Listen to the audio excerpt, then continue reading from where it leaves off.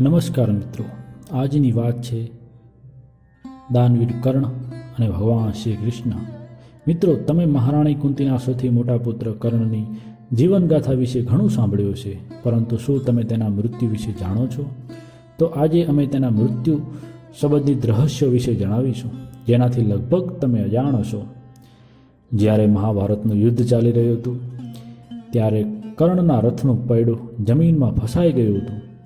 ત્યારે કર્ણે અર્જુનને કહ્યું કે હે અર્જુન, જ્યાં સુધી મારા રથનું પૈડું જમીનમાંથી બહાર ન નીકળી જાય ત્યાં સુધી તું મારા ઉપર વાર ના કરીશ. આ સાંભળી અર્જુન અટકી ગયો. ત્યારે ભગવાન શ્રી કૃષ્ણએ અર્જુનને કહ્યું કે અર્જુન, કેમ અટકી ગયો? ચલાવ બાણ. અર્જુને શ્રી કૃષ્ણને જણાવ્યું કે યુદ્ધના નિયમની વિરુદ્ધ છે પ્રભુ. ત્યારે ભગવાન શ્રી કૃષ્ણએ અર્જુનને યાદ અપાવ્યું કે જ્યારે અભિમન્યુ એકલા બધા યોદ્ધાઓ સાથે લડી રહ્યો હતો ત્યારે યુદ્ધના નિયમોનો ખ્યાલ રાખ્યો હતો. ત્યારે શું પિતામહાએ યુદ્ધના નિયમો નહોતા બનાવ્યા? અને એટલું જ નહીં, ભરી સભામાં દ્રૌપદીને વેશ્યા કહેવામાં આવી હતી. ત્યારે આ સાંભળી અર્જુનને ગુસ્સો આવ્યો અને કર્ણ પર બાણ ચલાવ્યું. મિત્રો, તમને જણાવી દઈએ કે અર્જુન દ્વારા ચલાવેલું બાણ કોઈ સાધારણ બાણ ન હતું કે જેનાથી કર્ણ બચી શકે. તે પશુપસ્ત્ર હતું જે ભગવાન શિવજીના વરદાનથી અર્જુનને મળ્યું હતું. જ્યારે પાંડવો 14 વર્ષના વનવાસ માટે ગયા ત્યારે ભગવાન શ્રી કૃષ્ણએ પાંચેય પાંડવોને અલગ અલગ તપસ્યા કરવા માટે મોકલી દીધા હતા. તેમાં અર્જુને ભગવાન શિવની તપસ્યા કરી હતી અને ભગવાન શિવજીએ તેમને પશુપાસ્ત્ર વરદાન સ્વરૂપે આપ્યું હતું. અર્જુનના વાર બાદ તડપીને કર્ણના પોતાના મૃત્યુની રાહ જોઈ રહ્યો હતો.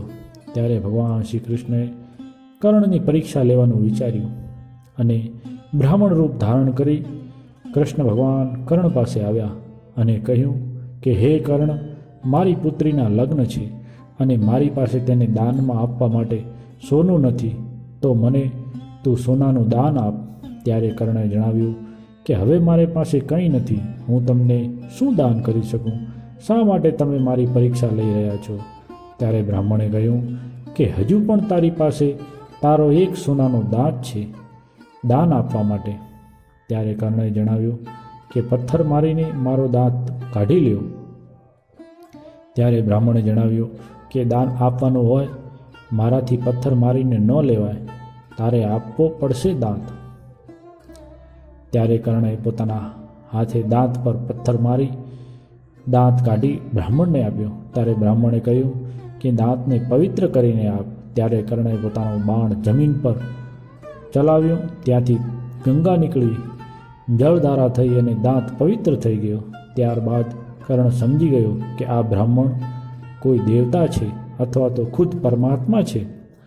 માટે તેણે બ્રાહ્મણને કહ્યું કે તમે જે હોય તે મને તમારું અસલી રૂપ દેખાડો. ત્યારબાદ ભગવાન શ્રી કૃષ્ણ પોતાના અસલી રૂપમાં આવ્યા અને કર્ણને જણાવ્યું કે તું ખરેખર મહાન દાનવીર છે. તારા જેટલું દાની જગતમાં બીજું કોઈ નથી, માટે હું તારા કર્મથી પ્રસન્ન છું. તું જે માંગીશ તે આપીશ, માટે કોઈ વરદાન માંગ. ત્યારે કર્ણએ કહ્યું કે આમ તો મેં ક્યારેય કોઈ પાસે કશું માંગ્યું નથી, પરંતુ આજે એક વરદાન માંગુ છું કે મને જન્મ એક કુંવારી માતાએ આપ્યો છે, માટે મારા અંતિમ સંસ્કાર પણ એક કુંવારી જમીન પર થવા જોઈએ તેવું હું ઈચ્છું છું. ભગવાન શ્રી કૃષ્ણએ પોતાની અંતરદ્રષ્ટિથી કુંવારી જમીન શોધી તો તાપી નદીના કિનારે અશ્વિની કુમાર મંદિર પાસેની જમીન કુંવારી હતી. ત્યારબાદ ભગવાન શ્રી કૃષ્ણએ અને પાંચેય પાંડવોએ કર્ણના અંતિમ સંસ્કાર ત્યાં કર્યા. ત્યારે પાંડવોએ ભગવાન શ્રી કૃષ્ણને પૂછ્યું કે આ કુંવારી જમીન છે એવું કઈ રીતે સાબિત થાય? ત્યારે કર્ણ પ્રગટ થયો અને જણાવ્યું કે તાપી મારી બહેન છે, અશ્વિની કુમાર મારા ભાઈ છે અને હું સૂર્યપુત્ર છું. તમે મારો અગ્નિદાહ એ કુંવારી જમીનમાં જ થયો છે. ત્યારે પાંડવોએ જણાવ્યું કે હે પ્રભુ, અમને તો ખબર પડી ગઈ કે આ એક કુંવારી જમીન છે, પરંતુ આવનારી પેઢીને કઈ રીતે ખબર પડશે કે આ કુંવારી જમીન છે? દાનવીર કર્ણના અંતિમ સંસ્કાર થયા ત્યારે ભગવાન વિચાર્યું અને કહ્યું કે આ જમીન પર એક વટવૃક્ષ ઉગશે અને તેમાં 3 પાંદડા આવશે જે બ્રહ્મા, વિષ્ણુ અને મહેશના પ્રતીક હશે.